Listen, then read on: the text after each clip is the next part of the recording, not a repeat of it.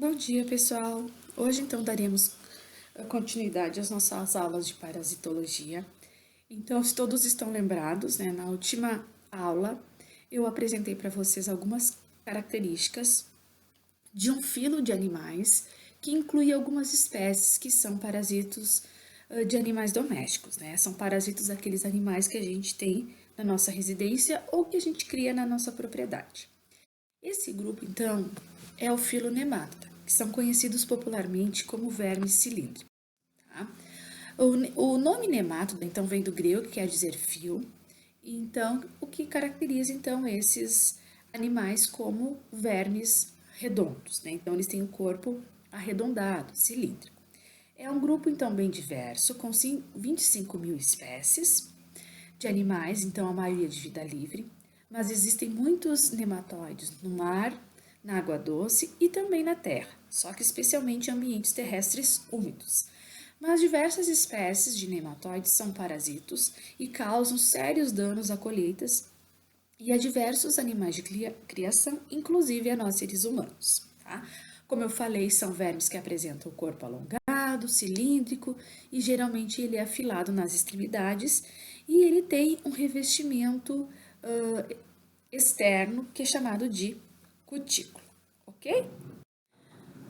Os nematoda, então, só para dar uma relembrada, o que eles têm de diferente para os vermes plateumintos, que são os chamados vermes chatos?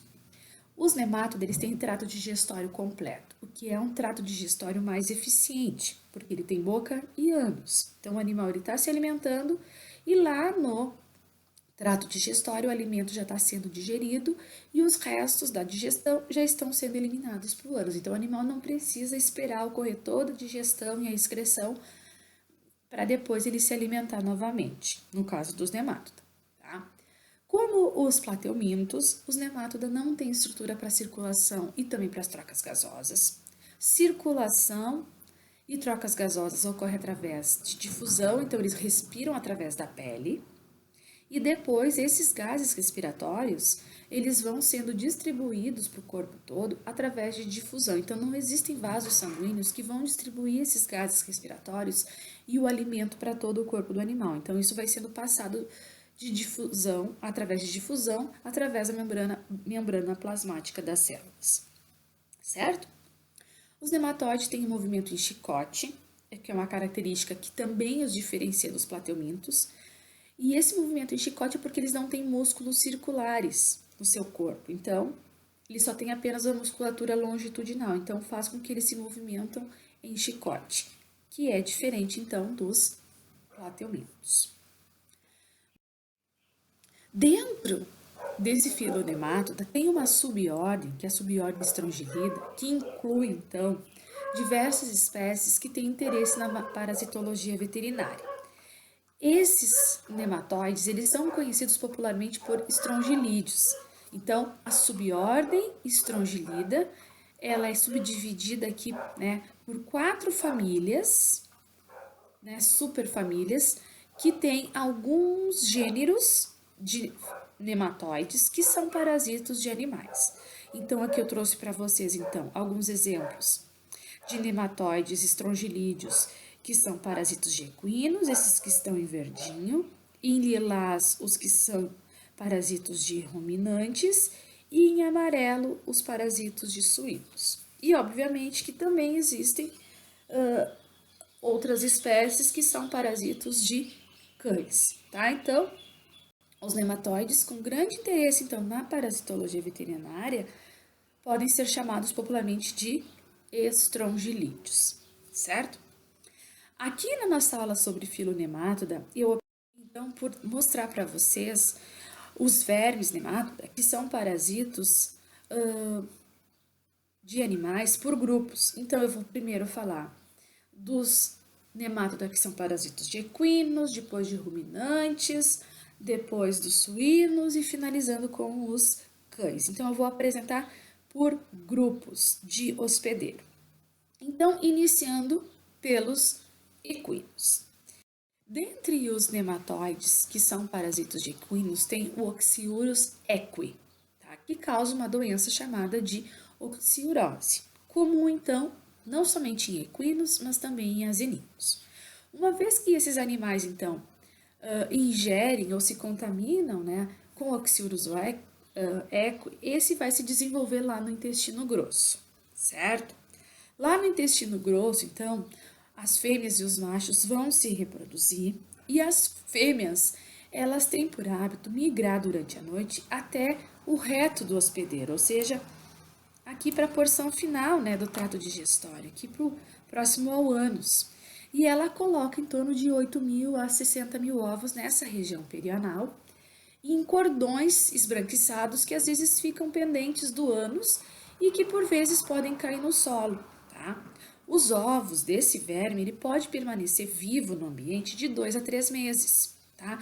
Então, um animal que está contaminado com Oxyurus equi, macho e fêmea se reproduz lá no intestino grosso, as fêmeas migram aqui para o ânus para eliminar os ovos. Então, os ovos precisam vir para o meio ambiente. Então, a gente fala que o Oxyurus equi é um parasito com ciclo monoxênico. Então, uma parte ele fica dentro do corpo do hospedeiro, no caso os equinos, e depois os ovos vão para o meio ambiente. Esses ovos, eles vão permanecer algum tempo ali, eles precisam ser eliminados para o meio ambiente para se desenvolverem, e os animais se contaminam ingerindo os ovos que estão contidos em alimentos ou pastagens, tá? Mas um meio de contaminação é através do próprio equino. Então, as fêmeas, né, dos equinos, elas vão depositar os ovos lá na região anal dos machos, e isso vai causar coceira nos machos, e os machos vão começar a se coçar, se roçar na superfície,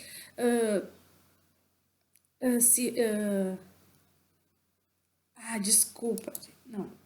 As fêmeas, não é na época da reprodução, as fêmeas, então, esses próprios ovos, os ovos que ficam aqui, né, lembra que eu falei que a fêmea migra, tá? Então, os ovos que essas fêmeas colocam aqui, vai eclodir nessas larvinhas, e isso vai causar uma coceira, e esse animal vai começar a se coçar, se roçar nas superfícies sólidas, e aí ele vai acabar contaminando os estábulos, ele vai espalhar, né, o parasito por todo o ambiente, isso gerando então uma grande probabilidade de outros animais que não estão ainda contaminados adquirirem então o Oxyurus equi, tá? Os animais que apresentam essa parasitose geralmente têm febre, inapetência, ou seja, não tem fome, cólica pela destruição da mucosa intestinal, então alguns vermezinhos causam lesão lá no intestino, e obviamente a coceira anal, como eu falei, né, que leva o equino então a se roçar em superfícies sólidas, provocando então a queda de pelos, e obviamente que às vezes causam lesões nessa região aqui, como eu estou mostrando aqui pelo meu apontador a laser, causam lesões e tá? A oxiurose, então, é uma doença que ela, para ser evitada, é sempre relacionada à higienização dos estábulos, né? A higienização dos locais onde são criados os equinos. Obviamente que nós temos que manter água limpa e bebedouro adequado. Esse bebedouro tem que estar a uma altura que impeça o equino de defecar no bebedouro, ou até mesmo no momento em que ele vai se roçar, ele pode usar o bebedouro para se roçar e aí acaba contaminando a água que vai ser usada para consumo. Como eu comentei, higienização dos estábulos, né, retirando as camas, então fazendo a troca, né, das camas de tempo em tempo. Os comedouros também devem ser colocados em locais que não possam ser contaminados pela cama, tá? Que possa conter, então, as larvas e os ovos, né, principalmente os ovos, né, do verme. E, obviamente, tratar os equinos parasitados, tá? Então, oxiurose, doença causada por Oxyurus equi em equinos e asininos, no qual os vermes adultos vão se instalar no intestino grosso. E que na época da reprodução, as fêmeas migram para a região anal para depositar os ovos. E esses ovos acabam, então, causando irritação, coceira, então a tendência dos animais, então, se roçarem nas superfícies sólidas e com isso levando a lesões aqui na região próxima, né, ao ânus, e também causando alguns ferimentos que podem abrir portas para infecções bacterianas. Seguimos então. Aqui eu trouxe para vocês, então, 3 espécies dos gêneros estrôngilos. Nós temos estrôngilos edentatus, o estrôngilos equinos e o estrôngilos vulgaris. Essas 3 espécies de nematóides causam uma doença chamada de estrongilose em equinos e asininos. Uma vez que esses animais se contaminam com os estrôngilos, os adultos desses estrôngilos vão viver no seco e no colo e as larvas vão migrar. Então, é um verme nematóide em que as larvas migram através da corrente sanguínea para diferentes órgãos, certo? Geralmente, os animais que apresentam estrangilose, eles apresentam cólica e anemia, geralmente em consequência dos nódulos que o verme forma no tecido sob o peritônio. A diarreia e a morte do animal são causados provavelmente pela presença do verme na cavidade peritoneal, que contém um líquido sanguinolento. Então os animais eles podem perfurar, né, ali o intestino e acabar caindo na cavidade peritoneal e levando à morte esses animais. Já foi também revelado peritonite, então uma inflamação no peritônio, manchas marrom arroxeadas causadas pelo sangramento no miocárdio e inflamação do baço também, certo? A diarreia geralmente em consequência da absorção do líquido da cavidade peritoneal, em virtude da reação proliferativa e inflamatória crônica que esses vermes causam, tá? Principalmente as larvas. Tá? No momento então que as larvas estão fazendo a migração, elas acabam causando então uma inflamação crônica, o que leva então muitas vezes a diarreias mais expressivas. Das 3 espécies de estrôngilos, né, que causam a estrongilose em equinos ou asininos, o mais patogênico deles 3 é o estrongilus vulgaris, que pode causar então a morte dos equinos entre 14 a 20 dias. Então, ele vai agir de uma maneira mais aguda, então os sintomas vão se desenvolver de uma maneira muito mais rápida nos equinos. Tá? Geralmente, então, as larvas, elas estão presentes na artéria mesentérica cranial e nos seus ramos, tá? Que são artérias que irrigam o pâncreas e o intestino. Essas larvas, então, acabam levando à formação, né, de trombos, inflamação e espessamento, né, da parede arterial, o que faz com que ocorra uma redução do fluxo sanguíneo, compressão das terminações nervosas, e com isso, então, prejuízo da motilidade intestinal, ou seja, então o intestino vai ter a sua função, né, reduzida e posteriormente, então, os animais vão apresentar quadros de cólica. Tá? Depois nós temos a trombose e embolia. Tá? Aqui mostrando, então, larvas de estrôngilos vulgares numa horta de equino, e aqui as lesões, então, causadas, né, pelo estrôngilos vulgaris no intestino de um equino. Uma outra espécie que também é parasito de equinos e asininos é o Triodontophorus serratus, que geralmente fica na porção anterior do colo, então uma porção do intestino.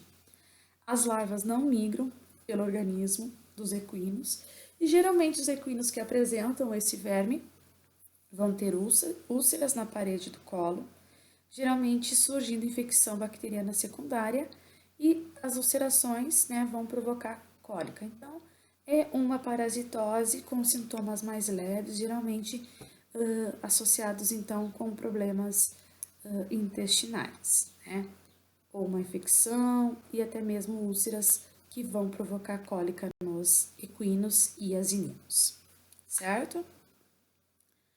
Dando sequência, então, vou falar um pouquinho dos estrongilídeos parasitos de ruminantes. Tá? O primeiro deles é o Tricostrongylus colibriformes, que tem como hospedeiro ovinos, caprinos e bovinos, raramente suínos e pode ocasionalmente infectar o ser humano também. Tá? O Tricostrongylus é um verme que fica no intestino delgado e às vezes ele pode ficar no abomaço dos ruminantes. Tá? O abomaço é uma região lá do estômago dos ruminantes, como vocês vão ver nas aulas aí das disciplinas nos próximos semestres. tá? E no estômago dos suínos. Geralmente, pessoal, os ovos são eliminados junto com as fezes de animais que são contaminados e, obviamente, que o gado vai se contaminar ingerindo as larvas que estão contaminando o pasto. Ou seja, lá um ovino, um caprino, um bovino que tem o tricostrôngilo lá no interior do seu trato digestório, as fêmeas e os machos vão reproduzir, os ovos vão ser liberados para a natureza. Lá na natureza, lá no ambiente, os ovos eclodem e surge a larva L1. Depois, essa larva L1 sofre uma muda e passa a larva 2. E depois, ela sofre uma nova muda e a larva se torna L3, né? A larva 3. E é essa larva que pode, então, contaminar o pasto e ser ingerida juntamente com esse pasto, inclusive também a água que vai ser usada para consumo de outros animais, tá? O que os animais apresentam quando estão contaminados com tricostrôngilo? Geralmente, o pequeno número de larvas não causa sinais aparentes, então é uma verminose muitas vezes assintomática, sem sintomas. Alguns animais podem ter perda de apetite e peso, diarreia e, em casos bem extremos, em casos em que a infecção é maciça, ou seja, muitos tricostrôngilos lá no interior do intestino delgado, pode causar a morte dos animais que estão parasitados por tricostrôngilos colubriformes. Tá. Uma outra espécie é o Bunostomo fleboto. Tá. Aqui tem uma fotinho dele, aqui a região anterior, né, a boca. Ele tem como hospedeiro bovinos e zebuínos, vivendo no intestino delgado desses animais. Geralmente, então, quando adultos, eles vão se reproduzir lá no intestino delgado e os ovos são eliminados junto com as fezes dos animais que estão contaminados, do quais vão eclodir as larvas. O gado, portanto, se contamina através da penetração das larvas na pele, tá? Então, as larvas L3, elas vão penetrar através da pele, principalmente, né, na porção inferior ali das patas dos animais. Então, né, as patas ficam em contato com o solo e aí as larvas vão penetrar. Elas vão atingir a circulação, né, penetrando através da pele e vão migrar pelo corpo do animal. Vão ao coração e pulmões, onde elas ficam por 10 dias, tá? Depois migram pelos brônquios, vão até a faringe, quando são eliminadas ou deglutidas, retornando então ao intestino delgado e vão se tornar adultas, tá? Então, o gado vai se contaminar através da penetração da larva, a larva penetra através da pele, chega na corrente sanguínea, através da corrente sanguínea vai migrar por diferentes órgãos, indo para o pulmão, e do pulmão elas vão ser ou eliminadas ou vão ser deglutidas, ou seja, elas vão ser engolidas e vão chegar no intestino grosso, vão se tornar adultas e começam a se reproduzir, eliminando os ovos através das fezes desses animais. Esses ovos lá no ambiente vão se desenvolver, eclodir, dando origem à larva L1, a L2 e a L3. E é a L3 que vai penetrar na pele de outros animais, certo? O bunostomo, então, causa urticária e dermatite no local de penetração das larvas, né? Então, os animais vão sentir uma irritação, uma urticária no local onde as larvas perfuraram para penetrar no corpo desses animais. Então, o gado, devido à coceira, geralmente ele fica inquieto, começa a debater as patas e começa a lamber as pernas, tá? Posteriormente, quando essas larvas passearam já pelo corpo dos seus hospedeiros, chegaram lá no intestino, se tornaram adultas, elas vão causar diarreia, anemia, perda de peso e, em casos mais extremos, a morte, devido à hemorragia em consequência da dilaceração da mucosa intestinal. Tá? São vermes pequenos, mas que apresentam, então, dentículos, né, aqui na região da boca, da cabeça, que vão, então, causar lesões na mucosa intestinal, e essas lesões levam, então, à hemorragia e, consequentemente, em casos mais graves, em que ocorre uma grande, então, infecção, ou seja, um grande número de bunostomos ocorrendo ao mesmo tempo lá no intestino delgado. Esse sangramento ele vai potencializar e o animal ele pode vir a óbito. Bom, uma outra espécie é o nematodírus. O nematodírus tem como hospedeiro ovinos, caprinos e bovinos, vivendo no intestino delgado. Os animais se infectam ao ingerirem as larvas L3, que podem estar presentes no pasto ou na água contaminada. Então, as larvas, pessoal, alguns vermes nematóides, as larvas, elas são ingeridas, sempre as larvas 3. Ou elas podem ser ingeridas através do pasto ou da água, ou elas podem penetrar através da pele. Então, vai depender da espécie de vermes. No caso do nematodírus, as larvas vão estar presentes no pasto e na água e vão ser ingeridos. Quando essas larvas mudam, chegam ao intestino, elas crescem, se tornam adultas e geralmente elas vão ficar enroladas entre as velocidades intestinais, sempre em contato com a mucosa.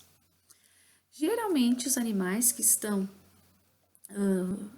parasitados por nematodírus, eles apresentam tristeza, perda de apetite, emagrecimento, diarreia, caquexia, que é uma perda excessiva, né, de peso, e, obviamente, a morte. A morte, pessoal, sempre vem em casos mais extremos, aonde ocorreu uma grande contaminação. Então, existe uma grande quantidade de vermes vivendo ao mesmo tempo lá no intestino delgado.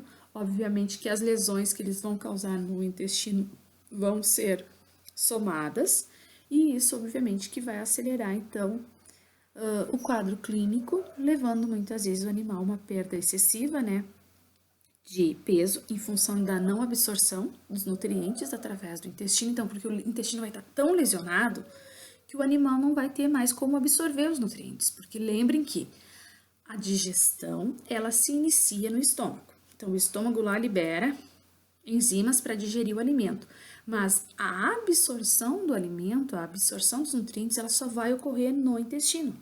Se a parede do intestino está lesionada, ou seja, está destruída, não vai ter como esse intestino absorver esses nutrientes. Então, o animal, mesmo o animal se alimentando, ele não vai adquirir essa fonte energética e, obviamente, que ele vai perder peso e, num curto, médio prazo, vindo a óbito. Uma outra espécie é o Hemonco similis, também tem como hospedeiros bovinos e ovinos. Ele se localiza, então, lá no abomaço, que é uma porção do estômago. Geralmente, né, os bovinos e os ovinos se contaminam ingerindo as larvas L3, que estão no pasto contaminado. Geralmente, as larvas chegam ao intestino e mudam para L4, e estas, em 36 a 72 horas, passam a fase adulta. Então, em poucos dias, elas já começam a se reproduzir, tá? Então, lembrando, pessoal, só para...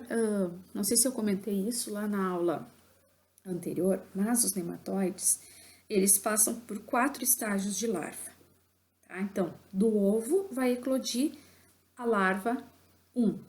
Essa larva 1 muda para L2. Essa larva L2 muda para L3. É essa L3 que geralmente vai ser a infectante. É aquela que vai ser ingerida ou que vai penetrar na pele dos animais. Depois, lá dentro do corpo do hospedeiro, essa L3 passa a L4. Então, vão ser 4 estágios de larva. L1, L2, L3 infectante e a L4, que geralmente ocorre já dentro do corpo dos animais, dos hospedeiros. E do L4 vem o estágio adulto, nos quais os vermes já começam a se reproduzir, certo? Bom, os animais que têm Hemonco similis, eles apresentam anemia em consequência dos hábitos alimentares do verme, então ele é hematófago, o verme vai se alimentar de sangue e geralmente ele inocula substâncias anticoagulantes no local onde se fixam, provocando então grandes perdas de sangue. Então, no momento em que o verme está, né, sugando o sangue ali do bovino ou do ovino, ele vai liberando anticoagulantes, o que facilita a perda de sangue e, obviamente, levando a um quadro de anemia. Os animais vão ter emagrecimento, um edema submandibular, então um edema aqui na região da mandíbula. Obviamente, perturbações digestivas, como por exemplo diarreia, e os vermes acabam causando desgaste na mucosa do abomaço através dos seus dentículos. Então, eles vão lesionando, né, a parede lá do abomaço, no quais eles vão se alimentar de sangue e vão causando lesões, né, vão desgastando essa região do estômago, o abomaço. Aqui, então, eu apresento para vocês dois gêneros, né, de vermes nematóides, que também são parasitos de ovinos, bovinos e caprinos, que é a Copéria e a Ostertardia. São dois gêneros, então, que apresentam o mesmo meio de contaminação, os sintomas são semelhantes. O que existe de diferente entre esses dois gêneros de vermes nematóides é a localização deles no corpo dos seus hospedeiros. A Copéria, ela se localiza no intestino delgado e raramente no abomaço, né, numa porção ali do estômago destes ruminantes. E a Ostertágia é o contrário, ela se localiza mais no abomaço e raramente no intestino delgado. Estes dois gêneros, né, de nematóides, o gado se contamina através da ingestão da larva 3, que está junto com o pasto contaminado.